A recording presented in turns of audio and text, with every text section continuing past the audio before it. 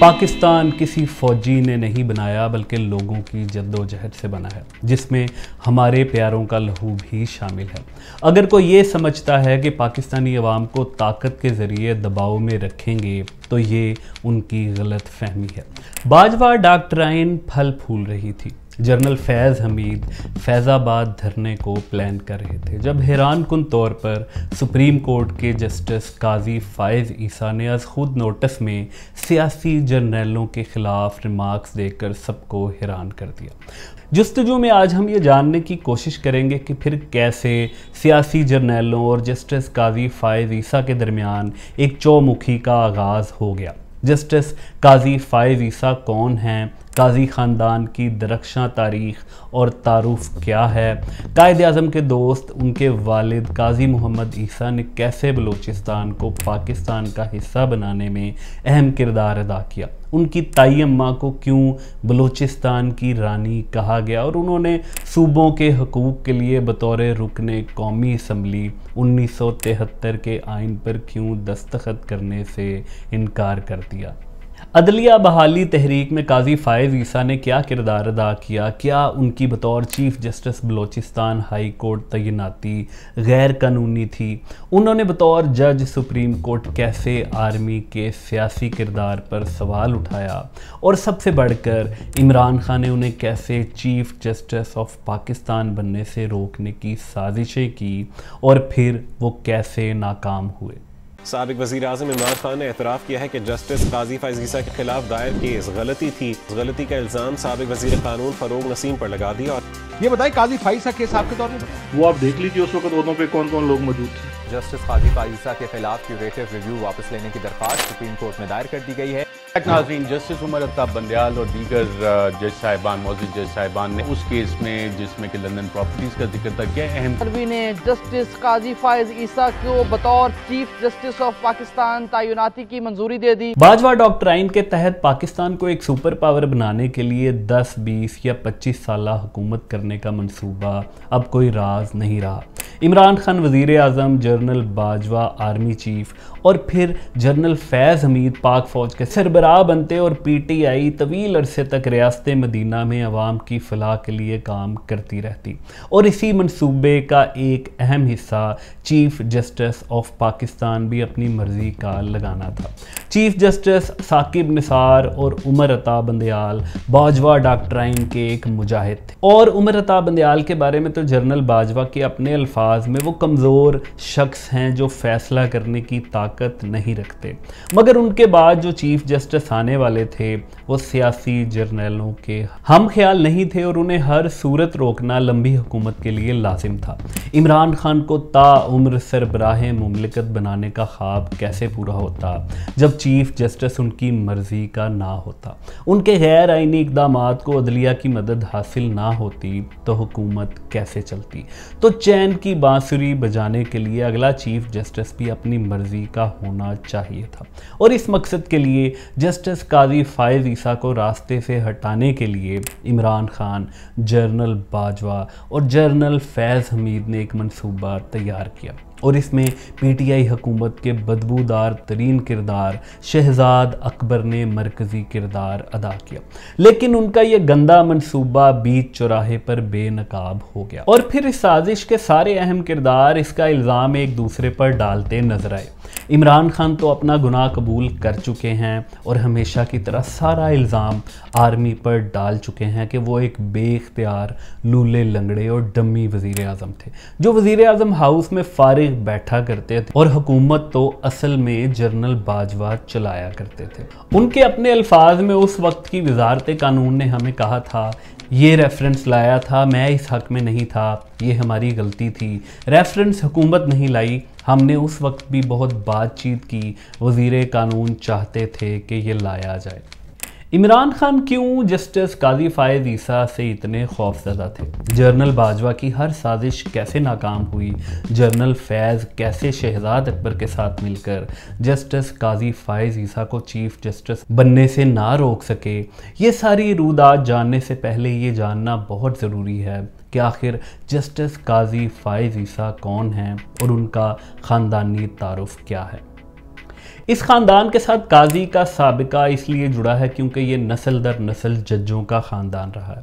اس خاندان کے آباء و اجداد کا تعلق افغانستان کے صوبے قندھار سے ہے۔ کہا جاتا ہے کہ جسٹس قاضی فائز عیسیٰ کے دادا قاضی جلال الدین قندھار کے جدی پشتی جج، ان کا تعلق ہزارہ کمیونٹی سے تھا جب انہیں برطانوی راج کے خلاف بغاوت کے الزام میں قندھار سے ہجرت کرنا پڑی۔ یہ خاندان پشین بلوچستان آیا جہاں پر قاضی جلال الدین اپنی قابلیت کی بنا پر دوبارہ قاضی بنا دیے گئے۔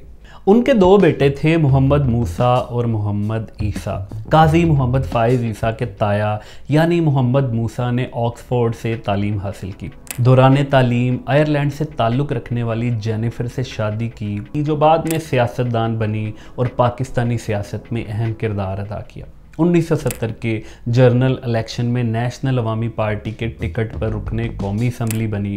یہ وہی بیگم جہاں زیب جینیفر موسیٰ تھی جنہیں بلوچستان کی رانی کہا گیا، جنہوں نے 1973 کے آئین کی تیاری میں اہم کردار ادا کیا، مگر پھر انہیں صوبائی خود مختاری پر اختلاف ہوا اور انہوں نے اختلافی نوٹ لکھا اور تاریخ نے یہ ثابت کیا کہ وہ اپنے موقف میں درست تھی۔ قاضی محمد موسیٰ 1956 میں ایک کار حادثے میں زندگی کی بازی ہار گئے۔ انہی محمد موسیٰ کے صاحبزادے جہانگیر اشرف قاضی کئی ممالک میں پاکستان کے سفیر رہے ہیں اور وہ چیف جسٹس قاضی فائز عیسیٰ کے تایا زاد بھائی ہیں۔ محمد عیسیٰ پشین بلوچستان میں پیدا ہوئے۔ 1933 میں برطانیہ کے مڈل ٹیمپل کالج سے بار ایٹ لاء کیا۔ قاضی محمد عیسیٰ قائد اعظم کے ساتھی وکیل تھے۔ کم عمر ہونے کے باوجود قائد اعظم کا دوست ہونے کا اعزاز رکھتے تھے۔ اپنی زندگی، وقت، وسائل اور وفاداری تحریک پاکستان اور مسلم لیگ کے نام کر دی۔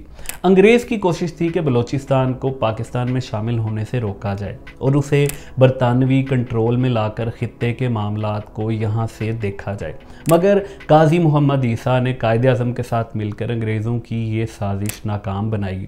قائد اعظم بلوچستان جاتے تو اسی قاضی خاندان کو یہ اعزاز حاصل تھا کہ وہ ان کے گھر میں رہائش پذیر رہتے۔ قاضی محمد عیسیٰ کی شاندار داستان حیات اب جستجو کی ایک دوسری ویڈیو میں اس آئی بٹن پر کلک کر کے دیکھ سکتے ہیں۔ قاضی محمد فائز عیسیٰ کی بات کریں تو یہ 26 اکتوبر 1959 کو پشین میں پیدا ہوئے۔ کوئٹہ کے گرامر اسکول سے ابتدائی تعلیم حاصل کی، پھر لنڈن سے BA آنرز اور پھر قانون کی ڈگری حاصل کی۔ 80 کی دہائی میں پاکستان واپس آئے اور 1983 میں بطور وکیل پریکٹس شروع کی۔ کارپوریٹ، دیوانی اور ماحولیات کے قوانین ان کی دلچسپی کا مرکز رہے۔ نیشنل بینک آف پاکستان میں ڈائریکٹر رہے۔ ان کی زیادہ تر پریکٹس کراچی میں رہی، مگر وہ بلوچستان اور سندھ دونوں بارز کے رکن تھے۔ انہوں نے عدلیہ بحالی تحریک میں بڑھ چڑھ کر حصہ لیا، اخبارات میں مضامین لکھے اور مذاکروں میں شرکت کی۔ جسٹس قاضی فائز عیسیٰ کو 2009 میں سپریم کورٹ کا جج تعینات کیا گیا۔ بطور وکیل اور جج کے ان کا تعارف پاکستان بھر کے حلقوں میں ایک آئین دوست اور قانون پر عمل کرنے والے جج کے طور پر تھا، مگر پھر 2015 شاید وہ پہلا سال تھا جب ان کے عزائم کھل کر سامنے آ گئے۔ ہوا کچھ یوں کہ سپریم کورٹ کے فل کورٹ نے چیف جسٹس ناصر الملک کی سربراہی میں فوجی عدالت کے قیام کے حق میں فیصلہ دیا تو جسٹس قاضی فائز عیسیٰ ان 6 ججوں میں تھے جنہوں نے اس کی مخالفت کی۔ ججوں نے ان عدالتوں کے قیام کو عدلیہ کی آزادی اور بنیادی انسانی حقوق کی خلاف ورزی قرار دیا، جبکہ مسلم لیگ نون کی حکومت نے اس فیصلے کو قوم کی فتح قرار دیا۔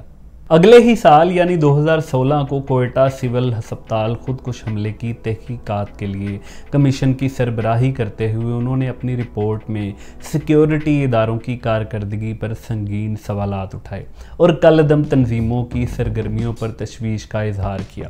نیشنل ایکشن پلان کو مناسب طریقے سے ترتیب دینے اور نیکٹا کی ناقص کارکردگی پر تنقید کی، اور حد تو یہ ہوئی کہ انہوں نے اس وقت کے وفاقی وزیر داخلہ چودھری نثار کی کالعدم اہل سنت والجماعت کے سربراہ علامہ یوسف لدھیانوی سے ملاقات پر سوال بھی اٹھایا۔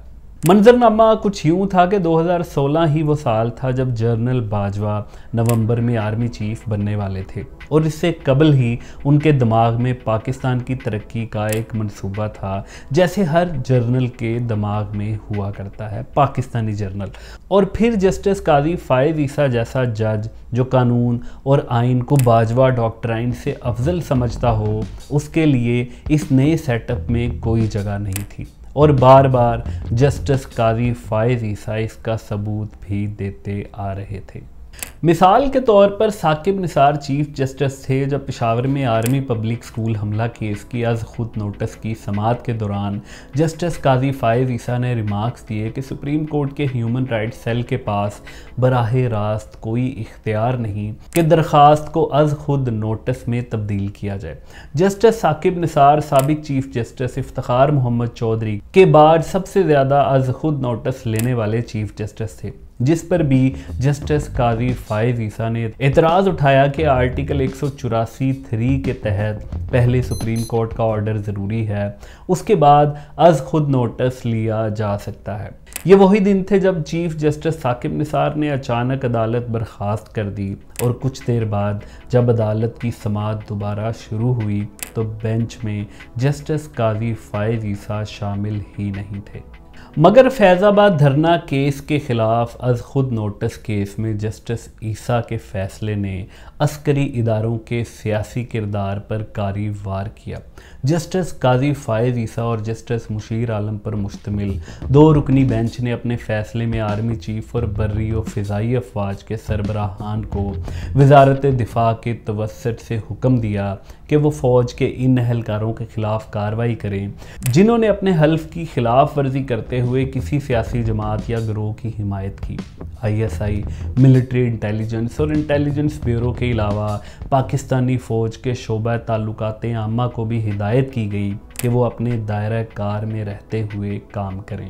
سماعت کے دوران جسٹس قاضی فائز عیسیٰ کے ریمارکس نے باجوہ ڈاکٹرائن کے اہم کرداروں کو حیران کر دیا۔ پاکستان کسی فوجی نے نہیں بنایا بلکہ لوگوں کی جدوجہد سے بنا ہے، جس میں ہمارے پیاروں کا لہو بھی شامل ہے۔ اگر کوئی یہ سمجھتا ہے کہ پاکستانی عوام کو طاقت کے ذریعے دباؤ میں رکھیں گے تو یہ ان کی غلط فہمی ہے، اور شاید یہی وہ وقت تھا جب سیاسی جرنیلوں کو یہ معلوم ہو گیا کہ اگر عمران خان کو 10، 15، 25 سال تک وزیر اعظم اور پھر صدر بنانا ہے، جنرل باجوہ نے 9 سال تک آرمی چیف رہنا ہے، اور اس کے بعد جنرل فیض حمید کا نمبر ہے، تو اس راستے کی سب سے بڑی رکاوٹ آنے والے چیف جسٹس قاضی فائز عیسیٰ ہوں گے۔ منظرنامہ کچھ یوں تھا کہ عمران خان وزیر اعظم بن چکے تھے، سوشل میڈیا نے انہیں پاکستانیوں کی نظر میں عالم اسلام کا سب سے بڑا رہنما بنا دیا تھا۔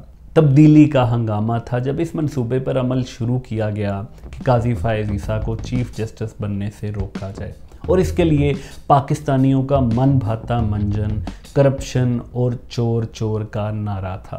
شہزاد اکبر ARU یونٹ کا سربراہ بن چکا تھا اور وزیر اعظم ہاؤس میں اس کا دفتر ہوا کرتا تھا جب یہ منصوبہ بنایا گیا کہ جسٹس قاضی فائز عیسیٰ کو کرپٹ ثابت کیا۔ ابھی عمران خان کو حکومت میں آئے چند ہی ماہ ہوئے تھے جب شہزاد اکبر کو ان کے آقاؤں کی طرف سے جسٹس قاضی فائز عیسیٰ کو فکس کرنے کا ٹاسک دیا گیا۔ شہزاد اکبر اس وقت مورال کے گھوڑے پر سوار تھے، اڑ رہے تھے، اڑتے جا رہے تھے، ان کو سب حلوہ لگ رہا تھا، تو انہوں نے اپنے دیگر فکسرز کے ساتھ مل کر منصوبہ بنایا۔ FBR کے ایک ڈائریکٹر اشفاق احمد کو ساتھ ملایا، انہیں مراد اور دیگر لالچ دیے گئے تو انہوں نے غیر قانونی طور پر قاضی خاندان کی تمام جائیداد کی تفصیلات شہزاد اکبر کو فراہم کر دیں۔ انہی خدمات کے صلے میں اسی ڈاکٹر اشفاق احمد کو 2021 میں چیئرمین FBR بھی بنایا گیا۔ فروغ نسیم قانونی رہنمائی کے لیے شہزاد اکبر کے ساتھ تھے تو جسٹس قاضی فائز عیسیٰ کی اہلیہ اور بچوں کی جائیداد کی تفصیلات اکٹھی کی گئی، اور پھر شہزاد اکبر کو معلوم ہوا کہ جسٹس قاضی فائز عیسیٰ نے اپنی بیوی اور بچوں کی جائیداد کو اپنے اثاثوں میں ظاہر نہیں کیا، اور اس کے ساتھ ہی انہوں نے خود ہی یہ خیال کر لیا کہ ضرور جسٹس قاضی فائز عیسیٰ کی اہلیہ کے بیرون ملک جائیداد کی منی ٹریل بھی نہیں ہوگی، یا یہ اس قدر غیر ضروری تھا کیونکہ جب تک محترمہ سرینا عیسیٰ نے منی ٹریل دینی تھی اس وقت تک پی ٹی آئی کے کی بورڈ واریئرز نے جسٹس قاضی فائز عیسیٰ کو پاکستانی عوام کے سامنے کرپٹ ثابت کر دینا تھا، اور عدالت تو ویسے ہی عمران خان کے گھر کی لونڈی تھی کیونکہ چیف جسٹس اپنا تھا۔ قاضی خاندان کی جاسوسی کی گئی، ٹیلی فون ٹیپ کیے گئے، اور 2018 میں ہی ایک دن شہزاد اکبر ایک تگڑی سی فائل لے کر بڑے فخر کے ساتھ عمران خان کے سامنے کھڑے تھے اور انہیں بتا رہے تھے کہ جسٹس قاضی فائز عیسیٰ کے خلاف انکم ٹیکس قوانین کی خلاف ورزی اور منی لانڈرنگ پر ایک تگڑا کیس بنتا ہے، بس ایک ضرورت ہے، ایف آئی اے جیسے کسی تگڑے سرکاری محکمے کو میرے محکمے کے انڈر کر دیں جو کارروائی کر سکے۔ عمران خان بہت خوش ہوئے، اور شاید شہزاد اکبر اگر بہت زیادہ پیارے ہوتے تو وہ ان کا ماتھا بھی چوم لیتے، مگر انہوں نے فوری طور پر ان کا مطالبہ مانا اور ایف آئی اے کو ایک آرڈر کے ذریعے ایسٹ ریکوری یونٹ کے انڈر کر دیا کے خلاف۔ اور پھر ایک دن شہزاد اکبر نے بشیر میمن نے ایک ٹی وی انٹرویو میں یہ بشیر میمن کو اس طرح کیے کہ وزیر اعظم ہاؤس سیدھا عمران خان کے دفتر لے جایا گیا جہاں پر عمران خان نے انہیں کہا کہ وہ ہمت کریں، لیکن اس وقت انہیں معلوم نہیں تھا مگر بشیر میمن ابھی تک لائل وزیر کہ انہیں ہمت کیوں کرنی ہے اور کس کے خلاف کرنی ہے۔ وہ تو جب انہیں شہزاد اکبر وزیر اعظم ہاؤس میں ہی فروغ نسیم کے کمرے میں لے گئے تو انہیں معلوم ہوا کہ ایف آئی اے کو دراصل جسٹس قاضی فائز عیسیٰ کے خلاف کارروائی کرنی ہے۔ بشیر میمن نے ایک ٹی وی انٹرویو میں یہ انکشافات کچھ اس طرح کیے۔ وزیر اعظم ہاؤس میں ملاقات کے دوران عمران خان نے ان سے کہا کہ اگر وہ ہمت کریں تو وہ ایسا کر سکتے ہیں، لیکن اس وقت انہیں معلوم نہیں تھا کہ کیس کی نوعیت کیا ہے اور وزیر اعظم کس کے خلاف ہمت کرنے کی بات کر رہے ہیں۔ شہزاد اکبر اور فروغ نسیم کے ساتھ ملاقات میں یہ واضح ہوا کہ کس شخصیت کے خلاف مقدمہ درج کرنے کی بات ہو رہی ہے۔ انہوں نے کابینہ کے دونوں ارکان پر واضح کیا کہ کسی بھی جج کے خلاف کارروائی کرنے کا اختیار سپریم جوڈیشل کونسل کے پاس ہے، ایف آئی اے ایسا نہیں کر سکتی۔ انہوں نے حکومتی شخصیات کی یہ خواہش پوری کرنے سے انکار کر دیا تھا کیونکہ اگر وہ ایسا کرتے تو ادارے کی ساکھ کو نقصان پہنچتا۔ ملاقات کے چند ماہ بعد شہزاد اکبر نے ان سے جسٹس عیسیٰ اور ان کے اہل خانہ کے اندرونی اور بیرون ملک سفر کی تفصیلات کے بارے میں پوچھا تھا، تاہم سابق ڈی جی ایف آئی اے کے بقول انہوں نے اس کا مثبت جواب نہیں دیا، جس پر شہزاد اکبر نے ان سے کہا آپ چھوڑ دیں، آپ سے نہیں ہوگا۔ بشیر میمن کی طرف سے کوڑا جواب ملا تو اب شہزاد اکبر کے منصوبے کا پہلا پڑاؤ ناکام ہو چکا تھا، تو انہوں نے سوچا کہ اگر کوئی سرکاری محکمہ کرپشن کے خلاف جنگ کی ہمت نہیں کرتا تو ہم اپنے اختیارات استعمال کرتے ہیں۔ صدر عارف الوی کو ایک ڈاک خانے کے طور پر استعمال کیا گیا اور وزیر اعظم کی ایڈوائس پر صدر مملکت نے جسٹس قاضی فائز عیسیٰ کے خلاف منی لانڈرنگ اور انکم ٹیکس قوانین کی خلاف ورزی کا ایک ریفرنس سپریم جوڈیشل کونسل میں بھجوا دیا۔ ان پر الزام لگایا گیا کہ انہوں نے اپنے اثاثوں میں اپنی اہلیہ کی برطانیہ میں جائیداد کو چھپایا ہے۔ اس کا قانونی طریقہ یہ تھا کہ وزیر اعظم اس فائل کو کابینہ میں لے کر جاتے، لیکن انہوں نے اس جمہوری طریقے کو اختیار کرنے کی زحمت نہ کی۔ شاید وہ ایسا کر لیتے تو اس ہزیمت سے بچ جاتے جو ان کا مقدر ہونے والی ہے۔ وفاقی وزیر قانون فروغ نسیم نے یہ معاملہ شہزاد اکبر کو بھجوایا۔ وزیر اعظم کی ایڈوائس پر معاملہ صدر عارف الوی تک پہنچ گیا، مگر وہ آئینی طور پر اس وقت تک کوئی کارروائی نہیں کر سکتے تھے جب تک شکایت نہ آتی، تو ایک جعلی شکایت کنندہ پیدا کیا گیا جو اس سے قبل بھی ملکی مفاد میں اکثر درخواستیں دیتا رہتا تھا۔ وحید ڈوگر نے درد دل کے ساتھ عارف الوی کو شکایت بھیجی اور پھر اس پر ریفرنس بھیج دیا گیا۔ سپریم کورٹ کا 10 رکنی بینچ بن گیا جس کی سربراہی جسٹس عمر عطا بندیال نے سنبھال لی، اور پھر عدالت عظمیٰ میں ایک ایسا سرکس شروع ہوا کہ الامان الحفیظ۔ कभी जस्टिस उमर अता बंदयाल कहते कि जस्टिस काजी फायज़ ईसा पर कोई बदउनवानी का इल्ज़ाम नहीं है। ज़रूरत इस अमर की है कि इस मफरूज़े को गलत करार दिया जाए कि जस्टिस काजी फायज़ ईसा की अहलिया के नाम पर जो जायदाद है उसके पैसे जस्टिस काजी फायज़ ईसा ने दिए हैं। अदालत इस जायदाद के ख़रीदने के ज़राए मालूम करना चाह रही है। बेंच के रुकन जस्टिस फैसल अरब सवाल उठाते कि हो सकता है उनके मुवक्किल का कोई और अकाउंट हो जिसके ज़रिए रकम मुंतकिल की गई है ताकि जायदाद खरीदी जा सके। एक मौका पर जस्टिस मकबूल बाकर रिमार्क्स देते कि शिकायत कुनिंदा को जस्टिस काजी फायज़ ईसा के यूरोपियन नाम का कैसे इल्म हुआ, जिस पर वकील ने जवाब दिया कि हो सकता है कि डोगर के पास माफूकुल फितरत इख्तियारात हों। इस बरजस्ता जवाब पर अदालत में कह कहा बुलंद होता है। जस्टिस उमर अता बंदयाल ने रिमार्क्स दिए कि जस्टिस काजी फायज़ ईसा जब बलोचिस्तान के चीफ जस्टिस थे तो उस वक्त मुबैना तौर पर बनाई गई 3 जायदादों का जिक्र है जिसके बारे में उन्हें बताना होगा। ये एक जज का मामला नहीं बल्कि पूरी अदलिया के वकार का मामला है और अदलिया के वकार को किसी तौर पर भी नहीं गिरने देंगे। मगर अफसोस शहजाद अकबर जिसने इमरान खान की हुकूमत को सबसे ज़्यादा नुकसान पहुंचाया, उसने इस रेफरेंस में भी कोई सबूत मुहैया नहीं किया। जस्टिस काजी फायज़ ईसा के इस मौक़िफ़ को दुरुस्त तस्लीम करना पड़ा कि उनकी बीवी और उनके बच्चों की जायदाद से उनका कोई ताल्लुक़ नहीं और उनकी अहलिया मोहतरमा सरीना ईसा ने अपने बिज़नेस की सारी मनी ट्रेल देकर इस इल्ज़ाम के ताबूत में आखिरी कील भी ठोंक दिया। सियासी जर्नैलों को उस वक्त भी जस्टिस उमर अता बंदयाल से बहुत उम्मीदें थी, मगर आखिरी वक्त पर उनके गुब्बारे से शायद हवा निकल गई। शायद इसी केस को मिसाल बनाते हुए साबिका army chief general Qamar Javed Bajwa ने साबिका चीफ जस्टिस उमर अता बंदयाल के बारे में ये तारीखी जुमले कहे थे कि जस्टिस उमर अता बंदयाल एक कमज़ोर शख्स हैं जो दबाव बर्दाश्त नहीं कर सकते। मद्दई के लाख बुरा चाहने के बावजूद काजी मोहम्मद फायज़ ईसा वल्द मोहम्मद ईसा चीफ जस्टिस ऑफ पाकिस्तान बन चुके हैं।